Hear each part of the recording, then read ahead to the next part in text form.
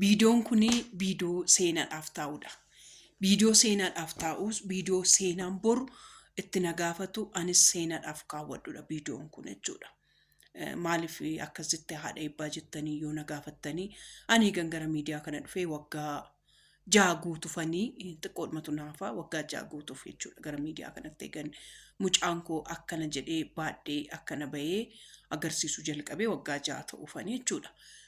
Waggaa 6 kana keessatti maal dabarsitee maal gootee yoo naan jettanii seenaa hedduun dabarsee guyyaa hedduu boo'eeraa.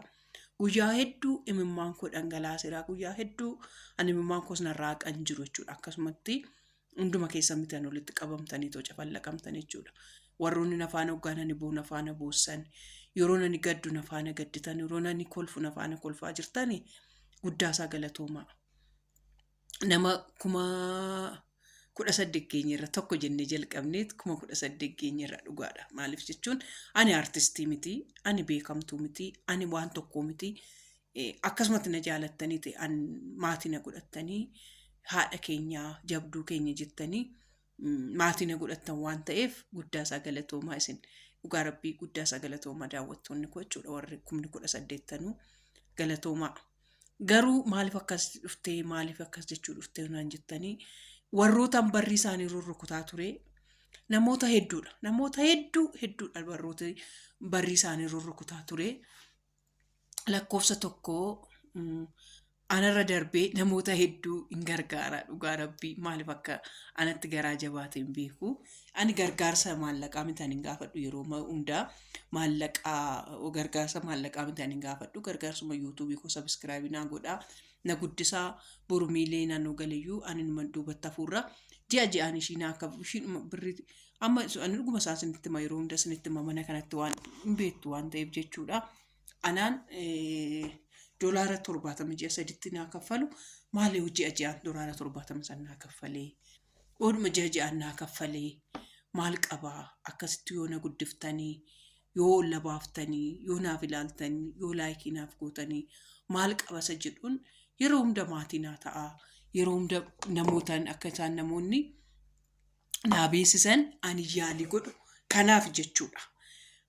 Hamma garuu ka har'aa baay'een gadde jireenya koo keessatti baay'een hin gadde tokko har'aa nama ta'etu jechuudha. Yeroo baay'ee namoota beekamtootatti bilbiltee to'ati na gargaarsisaa maalis qofadhaa namoota baay'eedhaaf sagalee ta'uu namoota baay'eedhaaf sagalee akkas ta'amaa namoota baay'eedhaaf sagalee nu akkas godhamaa maaliif ofii keetiif akkas jedhanii goggaan namni nan caqacaquun gara kanatti dhufa jechuudha. Achumaan nama ta'ee bilbileen jechuudha. Maaloo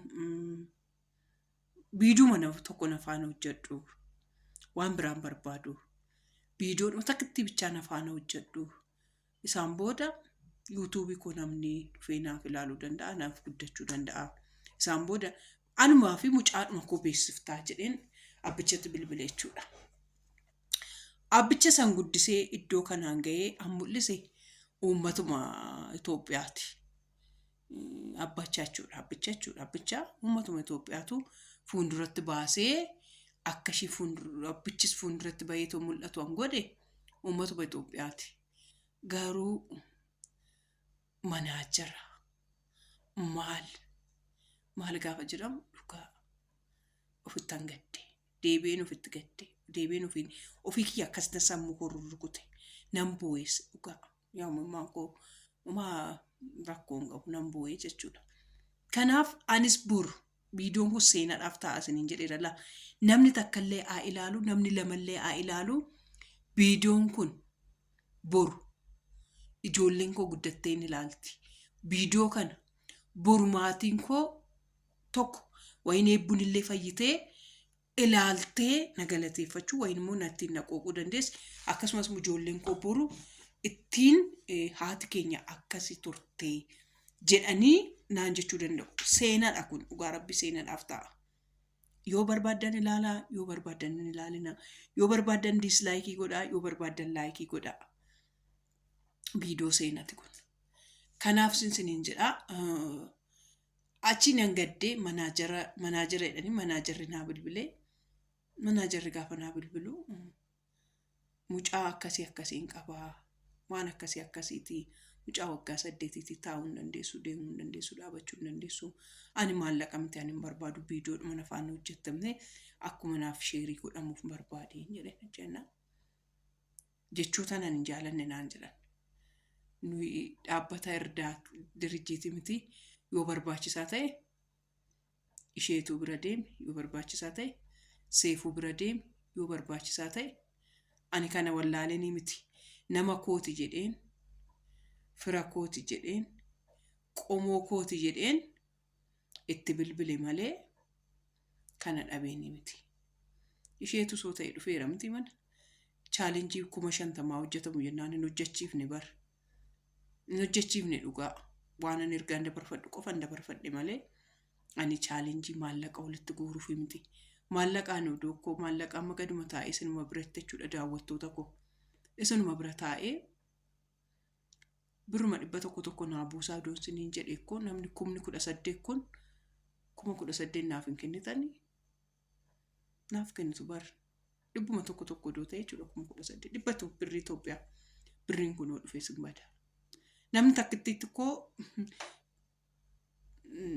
binaa kennitanis beektu bar birrii koo naa kennitanis beektu bar naaf hin kennine isiniin jedhu bar ijoolleen naa kennan jiru ijoolleen naa kennan dhugaa aagalatooman jiru ani namarraa fudhachuurra hojjedhee hojii koo fuulduratti baasee of agarsiisee haadha cimtuu ta'uu koo haadha jabduu ta'uu koo dubartii biraatiif fakkeenya ta'uu barbaadeen malee maallaqa ammaa kadhannaa maallaqaa yoo ta'e immoo barii mucaa koo duddatti dhadhee beeta kiristaanii bira odoon naqee isuma dhugaa birrii 200-300 fudhadhee nan gala isa dhugaan siniin jedha beeta kiristaanii ortodoksii barriirra jira miti achuma dhaqee barrii isaarra mucaa koo ammaddee taa'ee mucoo eebbuu godhuma koo fudhadhee dhaqee too taa'ee eebbuun bareedduudha bar dhugaa namni abbaan barbaadeen kennaaf amma tiraanspoortii gaafan taaksiidha amma ishii fuudhee manaa bahu tiraanspoortiin kaffalan ishii manaa fuudhee baay'inaan tiraanspoortiin